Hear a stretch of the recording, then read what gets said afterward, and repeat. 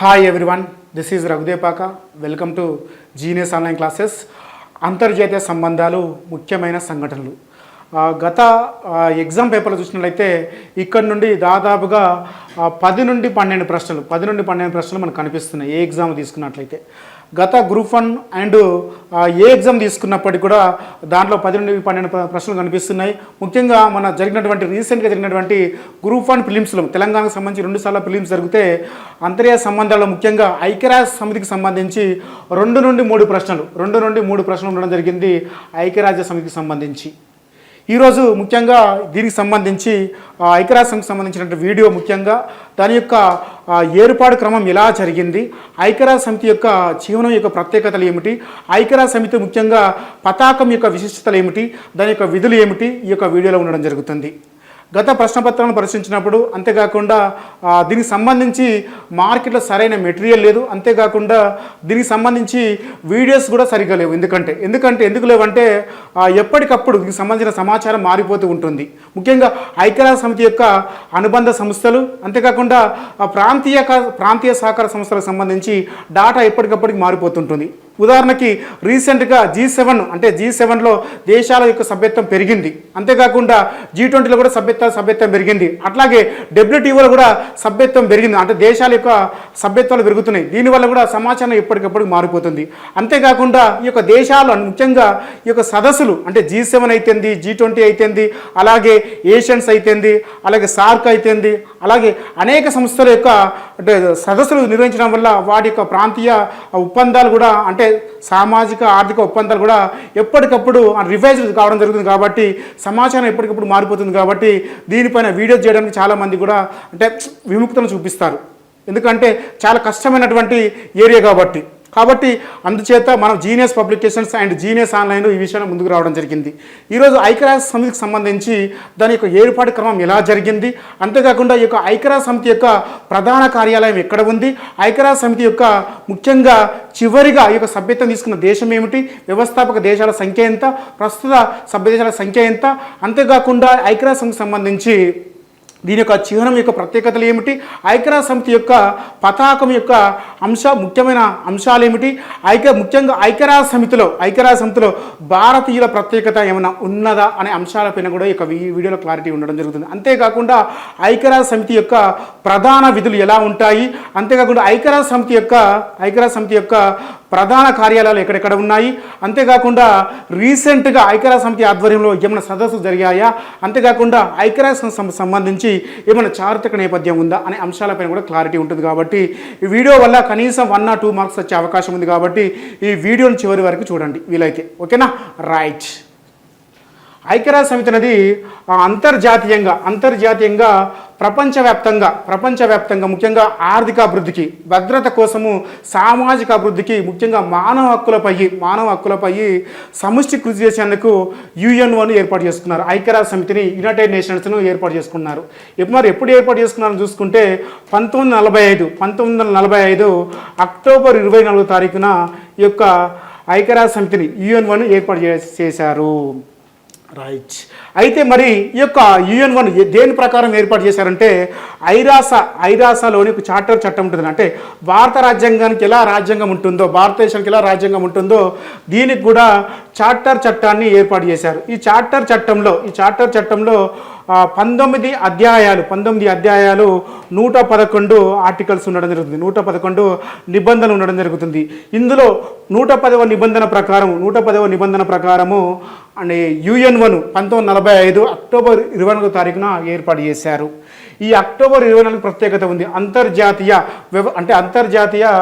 ఐక్యరాజ్య సమితి వ్యవస్థాపక దినోత్సవంగా దీన్ని నిర్వహిస్తారు ప్రతి సంవత్సరం కూడా అక్టోబర్. ఎందుకంటే ఈ యొక్క వ్యవస్థాపక దినోత్సవం పురస్కరించుకొని ప్రతి సంవత్సరం కూడా అక్టోబర్ 24ను అంతర్జాతీయ దినోత్సవంగా, ఐక్యరాజ్య సమితి దినోత్సవంగా జరుపుకుంటారు.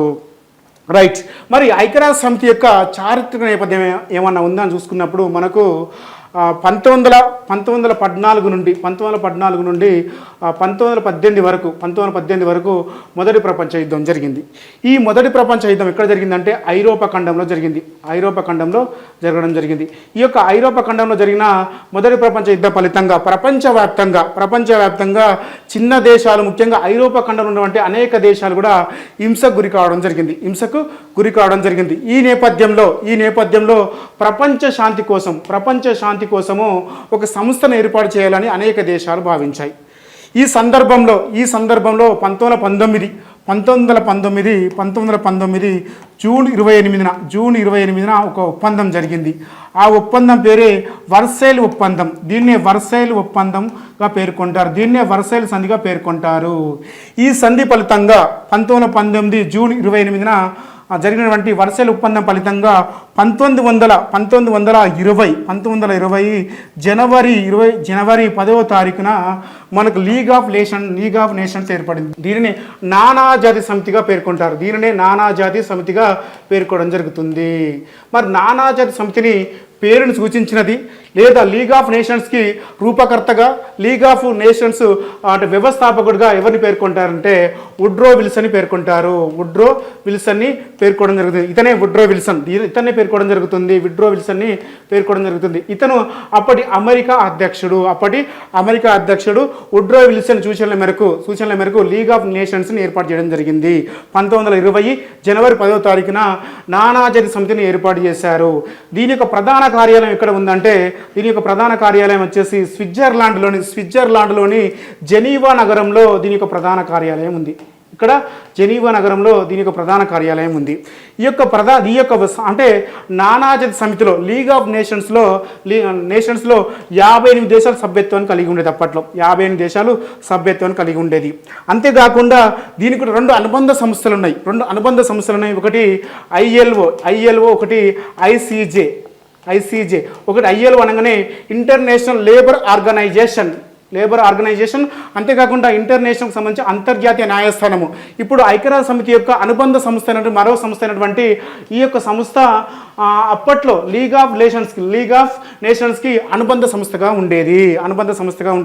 మరి ఈ లీగ్ ఆఫ్ నేషన్స్ అనేది నానాజాతి సమితి అనేది 1920 నుండి 1946 వరకు దీని యొక్క కార్యకలాపాలు కొనసాగించింది.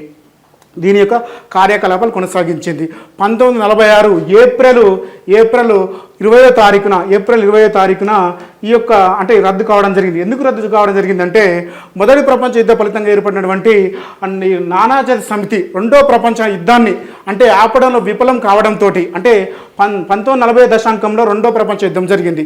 ఈ యుద్ధాన్ని అంటే ఆపడంలో ఈ లీగ్ ఆఫ్ నేషన్స్ అనే సంస్థ విఫలం కావడంతో దాన్ని రద్దు చేసి దాని స్థానంలో మరో సంస్థను ఏర్పాటు చేయాలని నిర్ణయించుకున్నారు. ఆ సంస్థనే యుఎన్ఓ అనేది ఏర్పడింది. ఆ యుఎన్ఓనే 1945 అక్టోబర్ 24 అని చెప్పుకోవడం జరిగింది. ఇప్పటి వరకు అక్టోబర్ 24 చెప్పుకోవడం జరిగింది. చార్టర్ చట్టంలోని 110వ నిబంధన ప్రకారము ఐక్యరాజ్య సమితి ఏర్పాటు చేయడం జరిగింది. ఓకేనా.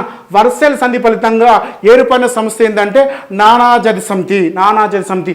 మరి ఈ యొక్క నానాజాతి సమితి యొక్క ఏర్పాటు సమావేశానికి మొదటి ప్రపంచ యుద్ధంలో ఓడిపోయినటువంటి జర్మనీ అండ్ రష్యా దేశాలను కూడా ఇన్విటేషన్ పంపలేదు మన యొక్క వుడ్రో విల్సన్ గారు. ఎందుకంటే అవి దీనికి వ్యతిరేకంగా ఈ సమితికి వ్యతిరేకంగా పన్నాగాలు అంటే కుట్రలు పండుతున్నాయనే విషయం అంటే వాళ్ళు చేస్తున్న ఉద్దేశంతో ఈ లీగ్ ఆఫ్ నేషన్స్ అనే ఏర్పాటుకు వాళ్ళని ఆహ్వానించలేదు అనే విషయాన్ని కూడా గుర్తుపెట్టుకోండి. అంతేకాకుండా లీగ్ ఆఫ్ నేషన్స్ అనేది ముఖ్యంగా నానాజాతి సమితి అనేది 3 ప్రధాన అంగాలతోటి, ఒకటి అసెంబ్లీ అంటే ఐక్యరాజ్య సమితి యొక్క జనరల్ అసెంబ్లీ ఎలా ఉందో ఆ అసెంబ్లీ వంటి మరొక ప్రధాన అంగంతో అంటే కౌన్సిల్ తోటి, అలాగే సచివాలయంతో ఈ 3 అసెంబ్లీ ఒకటి, కౌన్సిల్ ఒకటి, సచివాలయంతో తన యొక్క విధులను కార్యకలాపాలను కూడా 1920 నుండి 46 వరకు కొనసాగించింది. ఓకేనా, రైట్. ఇది నానాజాతి సమితికి సంబంధించిన సమాచారం. ఇప్పుడు నెక్స్ట్ వచ్చేసి ఐక్యరాజ్య సమితి 1945 1945 అక్టోబర్ 24న ఏర్పడిందని చెప్పుకోవడం జరిగింది. మరి ఈ యొక్క యుఎన్ఓ అనే పదాన్ని ఎవరు సూచించారంటే, దీనికి యుఎన్ఓ అనే పదాన్ని ఐక్యరాజ్య సమితికి ఎవరు సూచించారనుకుంటే రూజ్వెల్ట్, ఫ్రాంక్లిన్ డి రూజ్వెల్ట్ అనే అతను యుఎన్ఓకి యుఎన్ అనే పదాన్ని సూచించింది ఎవరంటే రూజ్వెల్ట్ అనే అతను, అమెరికాకు సంబంధించినటువంటి అధ్యక్షుడైనటువంటి రూజ్వెల్ట్ యుఎన్ఓ అనే పదాన్ని సూచించడం జరిగింది. ఎప్పుడు ఏర్పడింది? 1945 అక్టోబర్ 24 అని చెప్పుకోవడం జరిగింది. మరి ఈ యొక్క వ్యవస్థాపక సభ్య దేశాలు చూసినట్లయితే 1945 నాటికి అక్టోబర్ 24 నాటికి వ్యవస్థాపక సభ్య దేశాలు 55 ఉండేవి. 55 సభ్య దేశాలు ఉంటాయి. మరి అంతకంటే ముందు చూసుకున్నట్లయితే మనకు 1945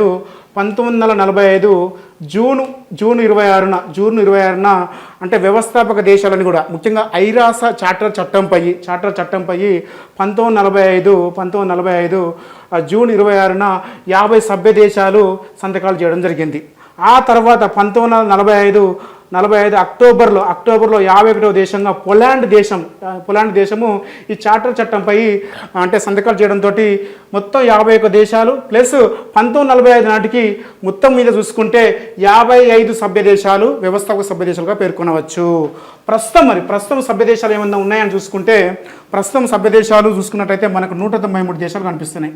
193 దేశాలు కనిపిస్తున్నాయి. చివరి సభ్య దేశంగా 193వ సభ్య దేశంగా చూసుకున్నట్లయితే మనకు దక్షిణ సుడాన్ కనిపిస్తుంది. ఈ దక్షిణ సుడాను 2011 జూలై 11వ తారీఖున చివరి సభ్య దేశంగా చేరింది. ఆ తర్వాత దానికంటే ముందు అంటే 192వ దేశంగా చూసుకున్నట్లయితే మాంటెనిగ్రో అనే దేశము 2006లో చివరి అంటే 192వ దేశంగా చేరింది. 193వ సభ్య దేశంగా దక్షిణ సుడాన్ గుర్తుపెట్టుకోండి. 193వ సభ్య దేశంగా దక్షిణ సుడాన్ గుర్తుపెట్టుకోండి. ఐక్యరాజ్యానికి సంబంధించి ముఖ్యంగా 6 ప్రధాన అంగాలు ఉంటాయి. అందులో జనరల్ అసెంబ్లీ ఒకటి, సాధారణ సభ ఒకటి, తర్వాత నెక్స్ట్ వచ్చేసి భద్రతా మండలి ఒకటి, దీన్నే కౌన్సిల్ అంటే సెక్యూరిటీ కౌన్సిల్గా పేర్కొంటారు. ఆ తర్వాత ఆర్థిక సామాజిక మండలి ఒకటి, ధర్మకర్తృత్వ మండలి ఒకటి, సచివాలయం ఒకటి. ఆ తర్వాత 6వ అంశం వచ్చేసి అంతర్జాతీయ న్యాయస్థానం. ఈ 6 అంగాలు కూడా ఐక్యరాజ్య సమితి యొక్క ప్రధాన అంగాలుగా ఉంటూ ఐక్యరాజ్య సమితికి కావాల్సినటువంటి కార్యకలాపాలను కూడా అన్ని కొనసాగిస్తుంది ఈ ప్రధానంగా 6 అంగాలు. మరి ఐక్యరాజ్య సమితిలో సభ్యత్వం లేని దేశాలను చూసినట్లయితే మనకు వాటికన్ సిటీ కనిపిస్తుంది. వాటికన్ సిటీ అండ్ తైవాన్ కనిపిస్తాయి. తైవాను కల్పించడం జరుగుతుంది. ఈ 2 దేశాలు కూడా ఐక్యరాజ్య సమితిలో సభ్యత్వం లేదు. అయినప్పటికీ యుఎన్ఓలో పరిశీలక దేశంగా వాటికన్ సిటీ కొనసాగుతుంది. అంతేకాకుండా పాలస్తీనా దేశం కూడా యుఎన్ఓలో పరిశీలక దేశంగా కొనసాగుతుంది. ఐక్యరాజ్య సమితిలో సభ్యత్వం లేనప్పటికీ ఈ కింది వాటిలో ఏ దేశము పరిశీలక దేశంగా కొనసాగుతుందని క్వశ్చన్ కూడా గతంలో అడగడం జరిగింది. అంతేకాకుండా గత గ్రూప్ డి లాంటి ఎగ్జామ్ జరిగినప్పుడు ఐక్యరాజ్య సమితి మీద ప్రతిసారి గ్రూప్ డి ఎగ్జామ్ జరిగితే 2 నుండి 3 ప్రశ్నలు ఉంటాయి. 3 ప్రశ్నలు ఉంటాయి. అది గుర్తుపెట్టుకోండి చాలామంది, ఎందుకంటే చాలా ఇంపార్టెంట్ అంశం వచ్చేసి ఐక్యరాజ్య సమితికి సంబంధించిన సంస్థలు ముఖ్యంగా ప్రధాన కార్యాలయం ఎక్కడ ఉన్నా కూడా దానిపైన క్వశ్చన్స్ అడుగుతారు కాబట్టి చాలా ఇంపార్టెంట్గా గుర్తుపెట్టుకోండి. ఓకేనా? రైట్. ఇప్పుడు ఐక్యరాజ్య సమితి యొక్క లోగోను పరిశీలించడం. మరి ఐక్యరాజ్య సమితి యొక్క లోగోను ఎప్పుడు అంటే ఆవిష్కరించారు అని చూసినప్పుడు మనకు 1946 డిసెంబర్ 7వ తారీఖున ఐక్యరాజ్య సమితి యొక్క చిహ్నాన్ని ఆమోదించారు. ఈ యొక్క చిహ్నాన్ని ఎవరు రూపొందించారంటే లింకన్ లండ్క్విస్ట్ అనే అతను ఈ యొక్క చిహ్నాన్ని రూపొందించడం జరిగింది. ఇట్లనే గుర్తుపెట్టి భారతదేశం యొక్క చిహ్నాన్ని ఎవరు రూపొందించారు, జాతీయ జెండాను ఎవరు రూపొందించారు, తెలంగాణ యొక్క ఎంబ్లంని ఎవరు రూపొందించారు కామెంట్ చేయండి. ఓకేనా? కింద కామెంట్ చేయండి. రైట్. నెక్స్ట్ అలా దీనిపైన కూడా క్వశ్చన్స్ రావడానికి ఆస్కారం ఉంది కాబట్టి, అంతేకాకుండా ఐక్యరాజ్య సమితి యొక్క చిహ్నాలను పరిశీలించినప్పుడు ఇది మొత్తం మీద అంటే నీలి రంగులో ఉంటుంది, లేత నీలి రంగులో ఉంటుంది. దానిపైన అంటే శ్వేతవర్ణంలో ఉండడం జరుగుతుంది. శ్వేతవర్ణంలో చిహ్నం ఉండడం జరుగుతుంది. ఈ యొక్క ఐక్యరాజ్య సమితి యొక్క చిహ్నాన్ని పరిశీలించినప్పుడు మనకు కనిపించే అంశాలు ఏంటిదంటే, ఈ యొక్క చిహ్నం పైన లేత నీలి రంగులో చిహ్నం ఉంటుంది. దానిపైన శ్వేతవర్ణంలో సింబల్ ఉండడం జరుగుతుంది, చిహ్నం ఉండడం జరుగుతుంది, లోగో ఉండడం జరుగుతుంది. ఈ యొక్క లోగోను చూసినట్లయితే మనకు యొక్క లోగోను పరిశీలించినట్లయితే మనకు ఈ యొక్క చిహ్నానికి రెండు వైపులా అలీవ్ కొమ్మలు ఉండడం జరుగుతుంది. అలీవ్ కొమ్మలు ఉండడం జరుగుతుంది. ఈ అలీవ్ కొమ్మలు ప్రపంచ శాంతికి చిహ్నాలుగా పేర్కొంటారు. ప్రపంచ శాంతికి చిహ్నాలుగా పేర్కొంటారు. అంతేకాకుండా ఈ పతాకం యొక్క నీలి రంగు సమైక్యతకు చిహ్నంగా పేర్కొనడం జరుగుతుంది. సమైక్యతకు చిహ్నంగా ఈ యొక్క నీలి రంగును పేర్కొంటారు. అంతేకాకుండా ఈ పథకంలో 5 వృత్తాలు ఉన్నాయి చూసినామా, 1 2 3 4 5. ఈ 5 వృత్తాలు కూడా ముఖ్యంగా ఐక్యరాజ్య సమితిలో అంటే శాశ్వత సభ్యత్వం గల దేశాలను సూచిస్తాయి. ఈ 5 రింగులు కూడా 5 అంటే వృత్తాలు కూడా అంటే ఐక్యరాజ్య సమితిలో శాశ్వత సభ్యత్వం గల దేశాలను చూపిస్తాయి. ఈ శాశ్వత సభ్యత దేశాలు ముఖ్యంగా అమెరికా ఒకటి, చైనా ఒకటి, ఫ్రాన్స్ ఒకటి, రష్యా ఒకటి, 5వది వచ్చేసి యూకే ఒకటి. ఇలా ఈ 5 దేశాలు కూడా ఈ 5 వృత్తాలు కూడా శాశ్వత సభ్యత్వాన్ని సూచిస్తాయి. ఐక్యరాజ్య సమితిని ఈ యొక్క చిహ్నాన్ని ఎప్పుడు ఆమోదించారు అంటే 1946 డిసెంబరు 7వ తారీఖున ఆమోదించారు. దీని యొక్క రూపకర్త లింకన్ లాండ్ కిస్ట్ అనే అతను ఈ యొక్క లోగోను రూపొందించడం జరిగింది. ఈ యొక్క ఐక్యరాజ్య సమితికి సంబంధించి ఈ యొక్క అలీవ్ కొమ్మలు కూడా ప్రపంచ శాంతికి చిహ్నాలుగా పేర్కొంటాం. ఐక్యరాజ్య సమితి యొక్క నీలి రంగు ముఖ్యంగా సమైక్యత గుర్తుగా చెప్పుకోవడం జరుగుతుంది. ఓకేనా, రైట్. నెక్స్ట్ ఐక్యరాజ్య సమితి యొక్క పతాకం చూద్దాం. ఈ యొక్క ఐక్యరాజ్య సమితి యొక్క పతాకం 1947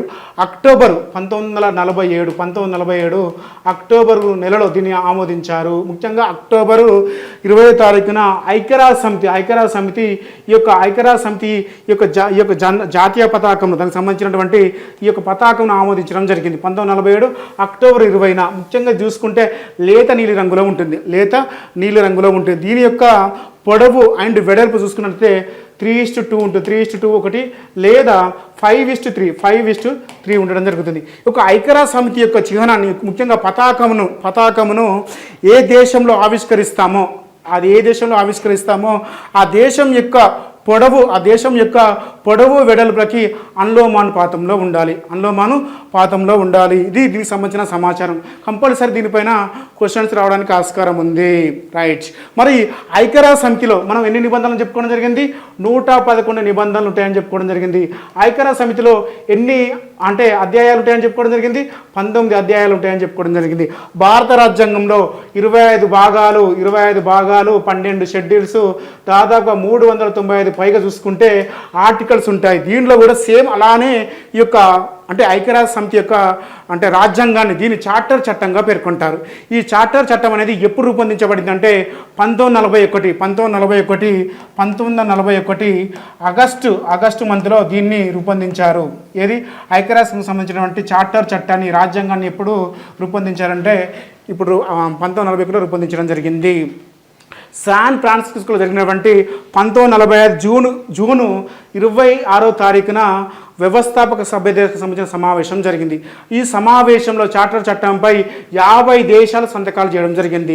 ఆ తర్వాత సంతకాలు చేసడంతో అమల్లోకి రావడం జరిగింది. ఆ తర్వాత 1945 అక్టోబర్ మంత్లో పోలాండ్ అనే దేశం 51వ సభ్య దేశంగా చేరడం జరిగింది. ఆ తర్వాత చూసుకున్నట్లయితే 1945 అక్టోబర్ 24 నాటికి ఐక్యరాజ్య సమితిలో వ్యవస్థాపక సభ్య దేశాలు 55. ప్రస్తుతం ఐక్యరాజ్య సమితిలో వ్యవస్థాపక దేశాల సభ్యత్వ సంఖ్య ఎంత అంటే 193 గుర్తుపెట్టుకోండి. ఓకేనా, రైట్. మరి ఐక్యరాజ్య సమితిలో మనం చూసినట్లయితే భారతీయుల ప్రత్యేకత 1966లో ఎంఎస్ సుబ్బలక్ష్మి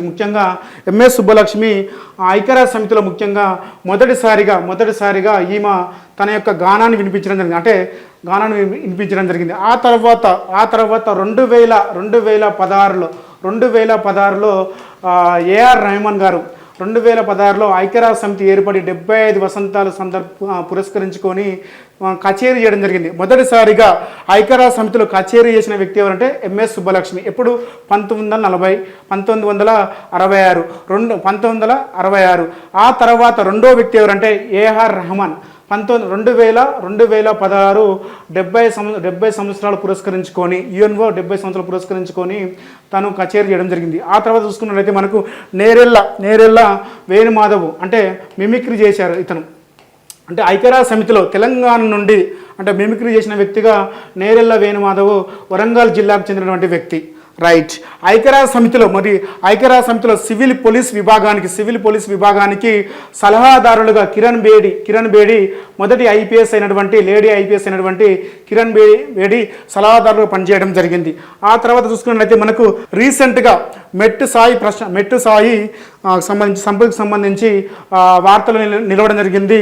ఇతను ముఖ్యంగా రీసెంట్గా 2024 మార్చి సెకండ్ వారంలో ఐక్యరాజ్య సమితికి సంబంధించినటువంటి 55వ అంటే మానవ హక్కుల సమావేశంలో వాతావరణ మార్పు అండ్ ఆహార భద్రతపై ఇతను ప్రసంగించడం జరిగింది. మెట్టు సాయి సంపత్ ఐక్యరాజ్య సమితిలో ప్రసంగించడం జరిగింది. రీసెంట్గా ఇతను వికారాబాద్ జిల్లా బద్లాపూర్ గ్రామానికి చెందినవాడు. కంపల్సరీ దీనిపైన క్వశ్చన్ రావడానికి ఆస్కారం ఉంది. నెక్స్ట్ వచ్చేసి కమల్ కిషోర్ వచ్చేసి ఐరాస సెక్రటరీ జనరల్కి ప్రత్యేక అధికారిక నియామకం జరిగింది 2024 మార్చి చివరి వారంలో. ఇతను ఐరాస సెక్రటరీ జనరల్కి ముఖ్యంగా ప్రత్యేక అధికారిక నియామకం జరిగింది. ఇతను ఐరాస సెక్రటరీ జనరల్ అయినటువంటి ఆంటోనియో గుటెరస్కి విపత్తు నిర్వహణలో ముఖ్యంగా పొంచి ఉన్న సమస్యలను పరిష్కరించడానికి సలహాలు సూచనలు ఇవ్వడానికి ఇతని యొక్క నియామకం జరిగిందని చెప్పుకోవచ్చును. ఇతను భారతదేశంలో ఎన్ఎండిఏకి సంబంధించి జాతీయ విపత్తు నిర్వహణకు సంబంధించి సంస్థకు ప్రత్యేక అధికారిగా కొనసాగుతున్నాడు. దీనిపైన కూడా క్వశ్చన్స్ రావడానికి ఆస్కారం ఉంది. ఓకేనా, రైట్. నెక్స్ట్ అంశం వచ్చేసి ఐక్యరాజ్య సమితి యొక్క సమావేశాలు మొదటి సమావేశం 1948 జనవరి 18వ తారీఖున మొదటి సమావేశం జరిగింది. ఆ తర్వాత రీసెంట్గా 2023లో సెప్టెంబర్ 18 నుండి 26 మధ్య 78వ సమావేశం జరిగింది. 2024లో జరిగే సమావేశము 79వ సమావేశం, గుర్తుపెట్టుకోండి. ఓకేనా, ప్రతి సమావేశం కూడా సెప్టెంబర్ మంత్లో జరుగుతాయి. ఏది ఐక్యరాజ్య సమితికి సంబంధించి సర్వసభ్య సమావేశాలు కూడా. ఈ యొక్క సమావేశానికి ఒక థీమ్ని ఇవ్వడం జరిగింది. ఈ థీమ్ను మీరు కామెంట్ బాక్స్లో కామెంట్ చేయండి. ఐక్యరాజ్య సమితికి సంబంధించి లక్ష్యాలు ఏమున్నాయి, అంతేకాకుండా ఐక్యరాజ్య సమితికి సంబంధించి ప్రధాన కార్యాలయాలు ఎక్కడున్నాయి. ముఖ్యంగా ఐక్యరాజ్య సమితి యొక్క ప్రధాన కార్యాలయము న్యూయార్క్ నగరంలో ఉంది. యూరప్ సంబంధిత కార్యాలయం వచ్చేసి స్విట్జర్లాండ్లోని జెనీవా నగరంలో ఉంది. యుఎన్ఓ యొక్క విశ్వవిద్యాలయం వచ్చేసి ఎక్కడ ఉందంటే మనకు జపాన్లోని టోక్యో నగరంలో ఉంది. అలాగే యుఎన్ఓ నూతన ప్రాంతీయ కార్యాలయం వచ్చేసి బాగ్దాద్, ముఖ్యంగా ఇరాక్లోని బాగ్దాద్లో ఉండడం జరిగింది. నెక్స్ట్ ఐక్యరాజ్య సమితి యొక్క లక్ష్యాలు. ముఖ్యంగా ఐక్యరాజ్య సమితి అనేది ప్రపంచవ్యాప్తంగా శాంతి నెలకొల్పడానికి అంటే శాంతి పరిరక్షణ కోసం ఏర్పాటు చేయడం జరిగిందని చెప్పుకోవడం జరిగింది. ఆ అంశాలను చూసినప్పుడు అంతర్జాతీయ శాంతి భద్రతను పరిరక్షించడం కోసము యొక్క ఐక్యరాజ్య సమితిని ఏర్పాటు చేయడం జరిగింది. ముఖ్యంగా వివిధ దేశాల మధ్య ఆ స్నేహ సంబంధాలు ఐక్యతను వృద్ధి చేయడం కోసం, ఐకమత్యం వృద్ధి చేయడం కోసము దీని మరో ప్రధాన లక్ష్యంగా పేర్కొనవచ్చు. అంతేకాకుండా అన్ని దేశాలకు సంబంధించి సమాన హక్కులు, స్వయం నిర్ణయ అధికారాన్ని కలిగించే విధంగా ఈ లక్ష్యాలను రూపొందించారు. ప్రతి దేశాన్ని కూడా ఈ యొక్క నిర్ణయాలు తీసుకోవడంలో ఆ దేశాలకు వదిలివేయడం జరిగింది. అంతేకాకుండా ఆర్థిక, సాంఘిక, సామాజిక, మానవ సమస్యలను అంతర్జాతీయ సహకారం ద్వారా పరిరక్షించాలనే నేపథ్యంలో ఈ యొక్క లక్ష్యాలను ఏర్పాటు చేయడం జరిగింది. అంతేకాకుండా మానవ హక్కులు స్వాతంత్ర్యాలను, దేశాలకు సంబంధించినటువంటి స్వాతంత్ర్యాలను కూడా గౌరవించాలని ఈ యొక్క లక్ష్యాలలో పేర్కొనడం జరిగింది. అంతేకాకుండా దేశాల యొక్క ప్రపంచవ్యాప్తంగా ఉన్నటువంటి దేశాల అంతర్గత విషయాలలో జోక్యం చేసుకోరాదని కూడా మరొక ప్రధాన లక్ష్యంగా చెప్పుకోవచ్చును. ఓకేనా, రైట్. అంతేకాకుండా ఐక్యరాజ్య సమితికి సంబంధించి మనకు 6 భాషలు కనిపిస్తాయి. ఆ 6 భాషలు చూసినట్లయితే మనకు ఒకటి స్పానిష్, ఒకటి ఫ్రెంచ్, రష్యన్, అలాగే రష్యన్, ఇంగ్లీషు. 1973లో అరబిక్ భాషను అధికార భాషగా గుర్తించారు. ఈ 6 భాషలు కూడా ఎగ్జామ్లో రావడానికి ఆస్కారం ఉంది. ఈరోజు ఐక్యరాజ్య సమితికి సంబంధించి మనము ఐక్యరాజ్య సమితి ఎప్పుడు ఏర్పాటు చేయబడింది, దాని యొక్క వ్యవస్థకు సభ్య దేశాలు ఏమిటి, అంతేకాకుండా నానాజాతి సమితి ఎప్పుడు ఏర్పాటు జరిగింది, అంతేకాకుండా ప్రస్తుతం సభ్య దేశాలు అంశాలు ఏమిటి, ఈ యొక్క ఐక్యరాజ్య సమితి యొక్క లోగోలో ఉన్నటువంటి అంశాల ప్రత్యేకత ఏమిటి, ఐక్యరాజ్య సమితి యొక్క పతాకం యొక్క విశిష్టత ఏమిటి, ఐక్యరాజ్య సమితి యొక్క ప్రధాన అంగాలు ఏమున్నాయి, వాటిపైన కూడా చర్చ జరిగింది. ముఖ్యంగా రేపు జరిగేటువంటి అంటే రీసెంట్గా రేపు చెప్పుకో విషయాలలో ముఖ్యంగా మనకు ఐక్యరాజ్య సమితి యొక్క అనుబంధ అంగాలు ఏమున్నాయి వాటిపైన సమాచారం ఉంటుంది. ముఖ్యంగా ఐక్యరాజ్య సమితి యొక్క ప్రధాన అంగాలు 6. ఈ ప్రధాన అంగాలు 6లో ముఖ్యంగా మనకు కనిపించేది అంతర్జాతీయ న్యాయస్థానం వచ్చేసి అది దాని యొక్క ప్రధాన కార్యాలయము ది హెగ్ అనే నగరంలో నెదర్లాండ్లో ఉండడం జరిగింది. మిగతా ఆ 5కు సంబంధించి ఐక్యరాజ్య సమితి యొక్క భద్రతా మండలి అయితేంది, ఐక్యరాజ్య సమితి యొక్క జనరల్ అసెంబ్లీ అయితేంది, ఐక్యరాజ్య సమితి యొక్క ధర్మకర్తృత్వ మండలి అయితేంది, ఐక్యరాజ్య సమితి యొక్క సచివాలయం అయితేంది, ఐక్యరాజ్య సమితి యొక్క సాంఘిక సామాజిక మండలి అయితేంది, వీటికి సంబంధించిన ప్రధాన కార్యాలయాలన్నీ కూడా న్యూయార్క్ నగరంలో ఉన్నాయి. గుర్తుపెట్టుకోండి, న్యూయార్క్ నగరంలో ఉండడం జరిగింది.